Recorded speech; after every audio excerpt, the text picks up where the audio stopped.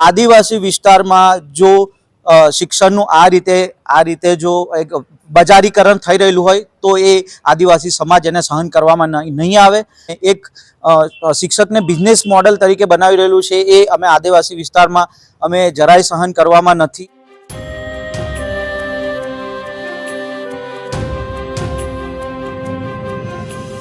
નર્મદા લાઈવમાં તમારું સ્વાગત છે। ગરડેશ્વર તાલુકાના કેવડિયા ખાતે આવેલી શ્રી હરિ ઇન્ટરનેશનલ સ્કૂલના સંચાલકો દ્વારા ધોરણ 1માં ભણતા વિદ્યાર્થીને ફી ન ભરતા કાઢી મૂકવાના કિસ્સામાં સમસ્ત તડવી સમાજ દ્વારા નર્મદા જિલ્લા પ્રાથમિક શિક્ષણ અધિકારીને આવેદનપત્ર આપી આ મામલે શાળા સામે કાર્યવાહીની માંગ કરી છે। ત્યારે જિલ્લા શિક્ષણ અધિકારીને રજૂઆત કર્યા બાદ રજૂઆત કરતાઓએ મીડિયા સાથે આ મુદ્દે વાત કરી હતી।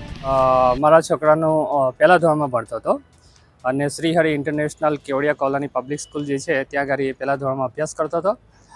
એમના મેનેજમેન્ટ અને સ્ટાફ તરફથી એવું કહેવું હતું કે તમારી જે ફી બાકી છે એ ફી તમે ના ભરો ત્યાં સુધી અમે એમને પરીક્ષા આપવા નહીં દેશું અને ક્લાસરૂમમાંથી બહાર કાઢી નાખીશું।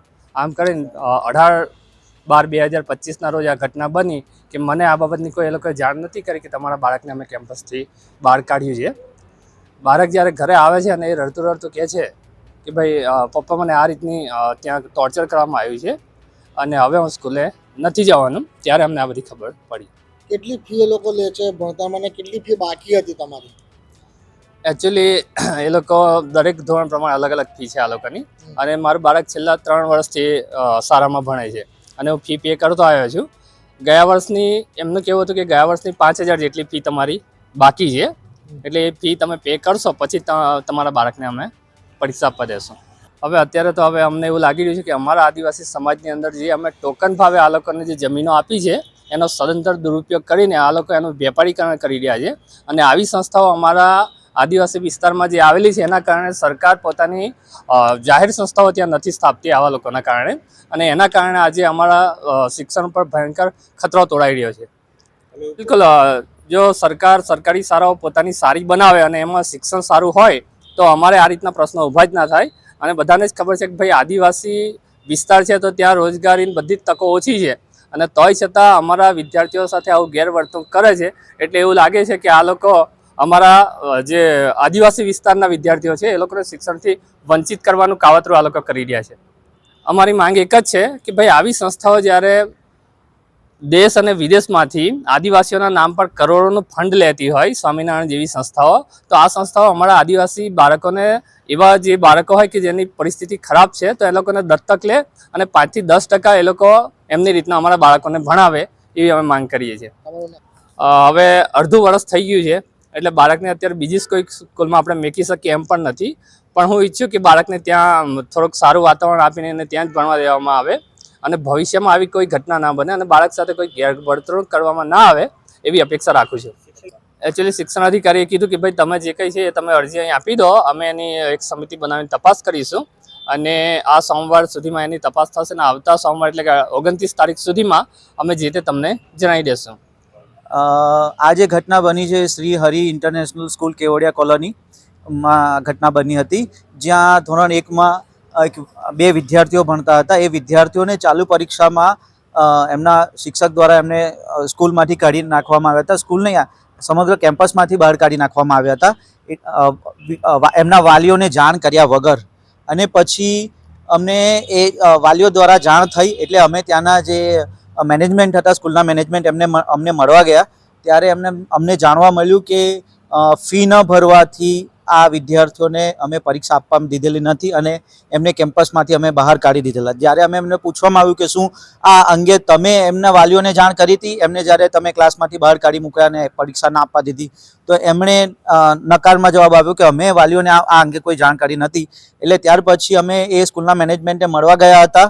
આ જે સ્કૂલ આવેલી છે એ આદિવાસી બહુમૂલ્ય વિસ્તારમાં આવેલી છે, અહીંયા 5th શેડ્યુલ એરિયા લાગેલો છે અને આદિવાસી બહુલક વિસ્તાર હોવા છતાં આ રીતની શિક્ષણ સંસ્થાઓ એક શિક્ષણના માધ્યમનું છોડીને એક શિક્ષકને બિઝનેસ મોડેલ તરીકે બનાવી રહેલું છે એ અમે આદિવાસી વિસ્તારમાં અમે જરાય સહન કરવામાં નથી લેવાના।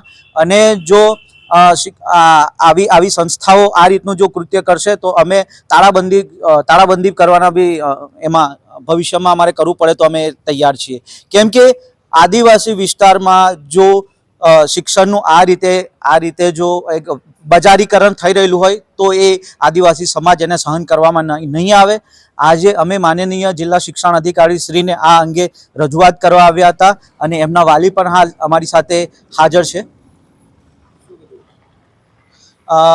જિલ્લા શિક્ષણ અધિકારી શ્રીએ અમને આ બાબતે બાંહેધરી આપી છે કે અમે આ શિક્ષણ સંસ્થા વિરુદ્ધ કડકમાં કડક કાર્યવાહી કરીશું. અમની ઇન્ક્વાયરી કન્ડક્ટ કરવામાં આવશે અને જો એમાં કસૂરવાર થશે તો અમે યોગ્ય પગલાં ભરીશું. અને અમને આ શિક્ષણ સંસ્થાનમાં અમે જ્યારે મુલાકાત લીધી ત્યારે અમે શિક્ષણ સંસ્થાનમાં જોયું અહીંયા ઘણા બધા કેમ્પસો આવેલા છે.